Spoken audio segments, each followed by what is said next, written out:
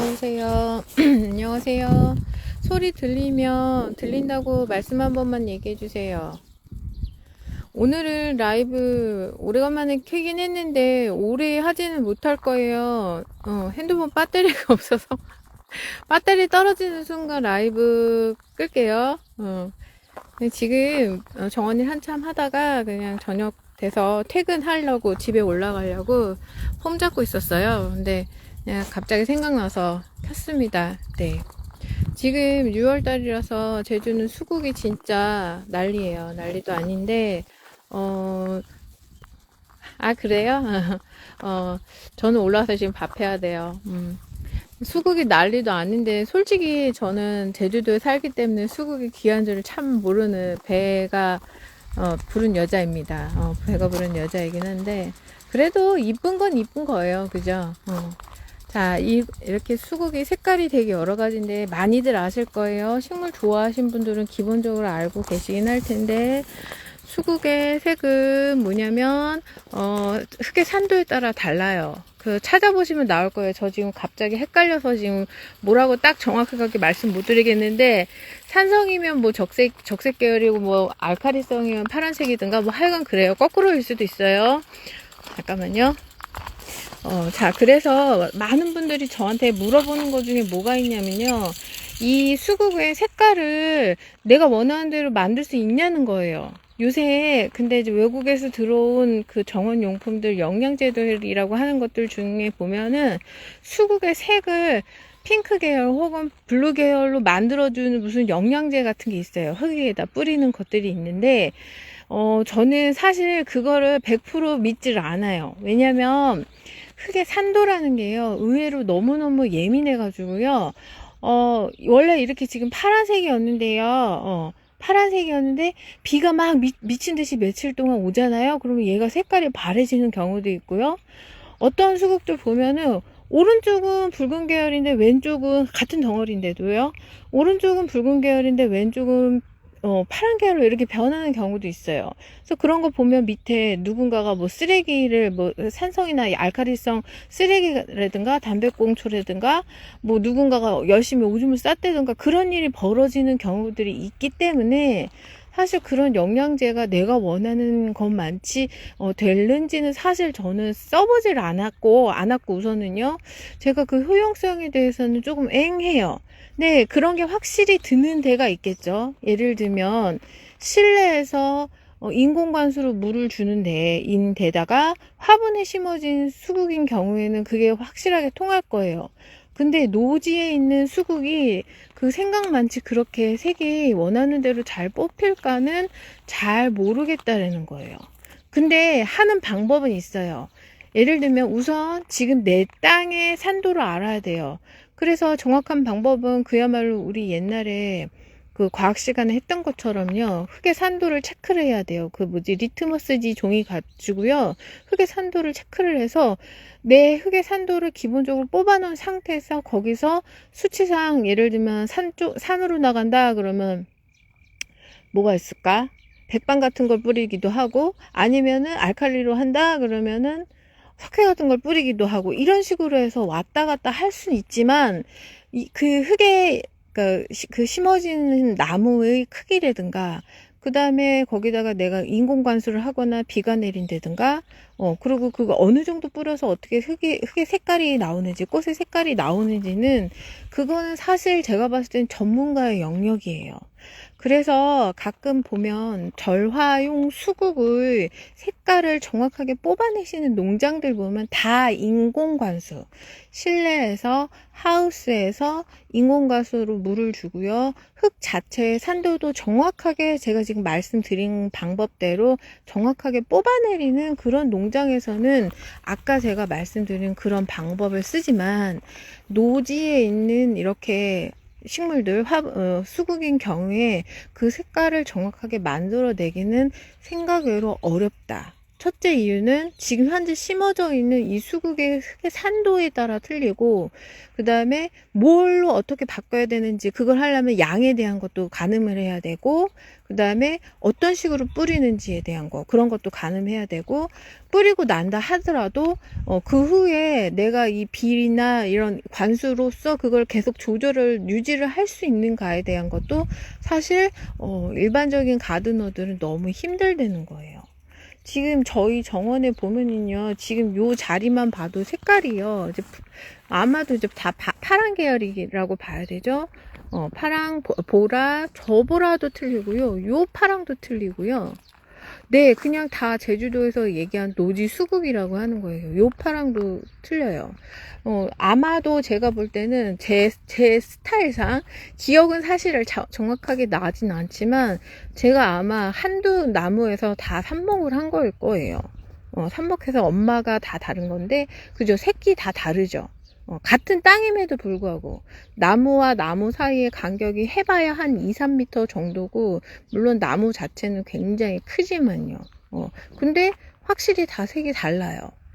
이거는 아마 요 작은 땅 안에서도 미묘하게 산도의 차이가 있고요. 그리고 모주가 다른다고 했을 때는 또 이거의 민감도도 다 틀리기 때문에 이거를 우리가 정원에서 내가 원하는 대로 색을 뽑아내기는 생각만치 쉬운 일이 아니다.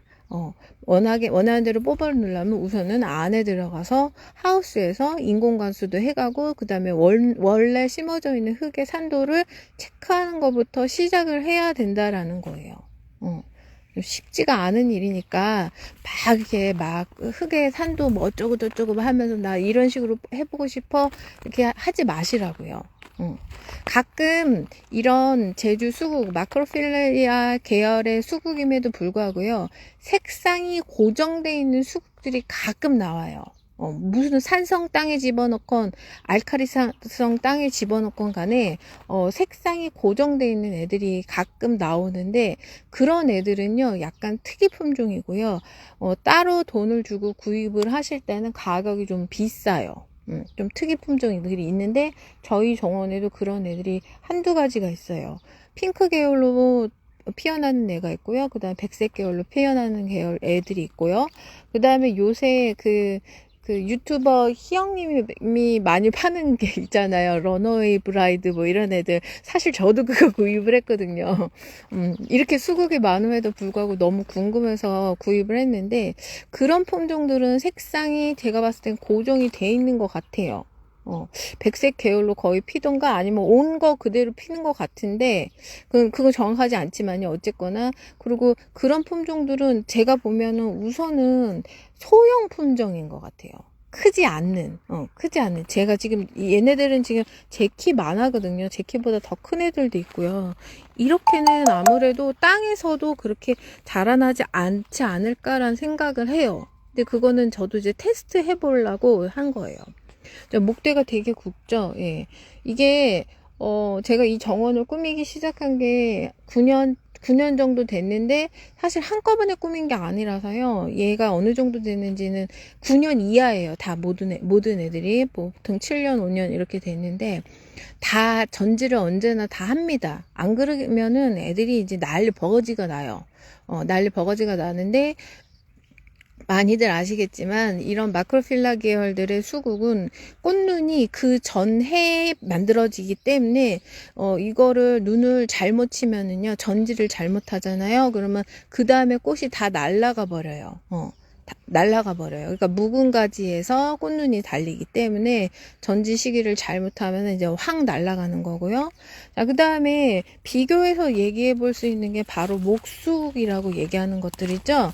목수국들은 거의 백색 계열, 요새는 좀 달라요. 핑크나 레드 계열로 색깔이 나는 애들도 있고요. 그 다음에 라임라이트라 그래서 이렇게 풍선 뽕한 애들도 있지만 모양이 층층 형태로 나는 애들도 있어요. 근데 하여간 그런 애들, 목수국 계열이라고 하는 애들은 아까 일반 수국, 그 마크로필라 계열처럼 관목 형태가 아니라 교목의 형태예요. 그러니까 밑에서 하나의 줄기로 지금 얘도 엄청 묵은 애거든요. 얘는 제 손에 들어온 지 9년 정도 된 애고요. 그 다음에 저한테 들어올 때 연필 하나 마디 정도로 들어왔어요. 제가 이제 계속 전지를 해가면서 키웠고요. 그리고 좀 이제 저는 키우는 방법을 확실히 아니까 굉장히 언제나 컴팩트하게 전지를 했어요. 이걸 전지를 안 하면요, 목수국 같은 경우는 지금 모든 수국들이 거의 대부분 있지만, 그렇지만 가지 끝에 꽃이 달려요. 그래서 이게요, 지금 이렇게 이 나무만 봐도요, 꽃이 만약에 피게 되면 몇백 개가 필 거예요. 몇백 개가 엄청나게 크게 형태에 맞춰서 필 건데, 이거를 전지를 매해 안 했잖아요. 그러면 어떤 일이 벌어지냐면 그 꽃 무게에 얘가 어떻게 할 수가 없어요. 그래서 가지가 다 찢어지고 부러지고 심지어는 가운데 생장점을 쳐서 나무가 죽어버리는 경우도 있어요. 그래서 목수국 같은 경우는 특히나 전지를 굉장히 잘해야 돼요. 외목대이기 때문에, 교목 형태이기 때문에. 근데 이거는 목수국 같은 경우는 당해년도 가지에서 꽃이 펴요. 그러니까 지금 이렇게 제가 봤을 때 꽃잎눈이 생겨도요, 제가 지금 이 크기가 너무 큰 거예요. 그러면 그냥 확 잘라버려요. 잘라버리면 또 밑에서 새 가지가 나올 때 거기에도 꽃눈이 바로 또 달리거든요. 그래서 그만큼 잘 되는 애인데, 좀 목수국 같은 경우는 전지할 때요, 많이 치세요. 무지하게 많이 치셔야 돼요. 근데 이거를 한두 해를 늦춰버리면 이미 너무 이게 막 보고 있으면 얘 넘어가게 생길 그런 애들이 있을 거예요. 분명히 그런 애들이 있을 텐데, 그런 애들도요, 눈 꽉 감고요, 저라면은 미친 듯이 자르겠어요. 전지를 바다다닥. 그래서 전 언제나 뭐라고 얘기하냐면, 꽃이 지고 나서나 아니면 가을에 해도 되고, 봄에 해도 되고, 아무 때도 해도 되는데, 큰맘 먹고 당분간은 꽃을 안 보겠다고 생각하면서, 굉장히 짱뚱한 동그란 찐빵을 만들어 버리라고 얘기를 해요. 그럼 가위질을 지금 얘 같은 경우는 몇백 번을 해야 된다는 거죠. 네, 몇백 번을 해야 돼요. 그래서 목수국은 전지를 정말 과감하게 해야 되고, 요새 유통되는 애들 중에 목수국인데 토피어리 형태들이 있어요. 저는 안 권해드려요. 그거 나중에 굉장히 힘들 것 같아요. 물론 방법은 있어요. 지주대를 처음에 교목 형태로 외대로 많이 해가지고 엄청 처음에 자리를 잘 잡아야 될 텐데, 일반 분들은 좀 힘들지 않을까라는 생각을 해요. 그래서 그냥 교목이지만 땅에 달라붙은 관목 형태로 키우되 되도록 매해 굉장히 전지를 많이 한다. 그래야지 이렇게 목대가 이렇게 두꺼워져요. 이게 여러 갈래지만 결국은 하나거든요. 하나에서 올라온 거예요. 그래서 목수국은 그렇게 관리하시면 되고요. 그 다음에 마크로필라 계열들의 이런 일반 수국들은 전지 타이밍이 언제냐? 꽃이 지고 나서예요. 그러니까 제가 볼 때는 한 8월이나 9월 안에는 해야 되는데, 이것도 그때는 꽃눈이 생기기 전이기 때문에 좀 과감하게 찐빵 형태로 내가 원하는, 그때는 형태보다는 크기에 집중해서 내가 원하는 크기로 자르셔야 돼요. 땅에 심어 넣었을 때 얘기해요. 화분도 마찬가지긴 하지만 제주도 있는 분들 얘도 아실 거예요. 집채만해져요. 집채만해지기 때문에 안 그러면 나중에 이 가운데가 찍 벌어지면서 나무가 죽어버리거나 갈라져서 찢어져 버리는 경우 종종 보셨을 거예요. 그래서 그거는 전지 타이밍이 9월 정도. 그때는 크기를 생각하면서 내년에 내가 보고 싶은 수국의 크기보다 제가 볼 때는 전체 크기가 한 20-30cm는 더 적게 해가지고 짱뚱하게 잘라야 된다. 그러지 않으면은 감당이 안 된다. 제주도 같은 경우. 그거를 잘 생각을 하시면 되고, 이 색은 내가 원하는 대로 뽑기가 생각 외로 어렵다. 그래서 마음을 비우시라고 얘기해요. 수국이면 다 사실 이쁘죠. 예. 물론 개인들마다 선호하는 색깔들은 있지만 노지에서 키울 때는 비의 영향으로 생각외로 그걸 뽑기가 힘들고, 이미 심어져 있는 이 땅의 산도를 측정하기라는 게 어렵기 때문에 그게 어려워요. 그래서 마음을 접으시라고요. 저한테 굉장히 많이들 물어보시거든요. 와서 이거 색깔을 어떻게 바꾸냐고. 근데 제가 막 설명드리면 다들 네, 포기하시더라고요. 그래서 그렇게 하시면 돼요. 저는 이제 수국은 제주도에 살기 때문에 너무 흔하고 그래서 저한테는 신기한 나무가 아니지만 언제나 여기 관광 오신 분들은 너무너무 신기해 하세요. 그리고 점점 제가 볼 땐 수국 인기가 더 늘어날 것 같다라는 생각이 들어요. 자, 요거 많이들 아시죠? 분홍 이거 뭐죠? 버드나무인데 핑크셀릭스라고 얘기도 하고 하는 품종이에요. 화이트 셀릭스도 있긴 한데 핑크 셀릭스가 먼저 유통이 되기 시작을 했고요. 토피어리 형태로 많이 유통이 되는데 그냥 저처럼요 밑에서 줄기 올라오는 대로 관목 형태로 키우셔도 이렇게 덩어리감 있게 정원에서 굉장히 이쁘대라는 거. 이쁘대라는 거. 자, 이렇게 보세요. 그 다음에 제가 아까도 얘기했지만 배터리 끊어지면 저 꺼야 돼요. 배터리 꺼면 끌게요. 뭐 하나만 보여드릴게요. 자, 붙들레아 되게 유행이에요. 몇 년 전부터 유행이고 저도 굉장히 많이 권해드리는 나무 중에 하나예요. 썸머 라일락이라고 하고 보라색이 제일 많아요. 보라색도 있고 살구색 같은 것도 있고 흰색도 있고 핑크도 있는데요. 제가 키워보면 제일 많이 유통되는 보라색 애들이 제일 강해요. 그리고 진짜 설이 내릴 때까지 꽃을 피우기 때문에 꽃꽂이용으로 쓰는 분들 있잖아요. 카페나 뭐 이렇게 펜션 같은 거 하신 분들 집안에다 한두 송이 꽂아놓는 용도로 얘 키우셔도 굉장히 좋아요. 배터리가 진짜 없어요. 배터리 진짜 없어요. 그냥 끊어질 수도 있어요.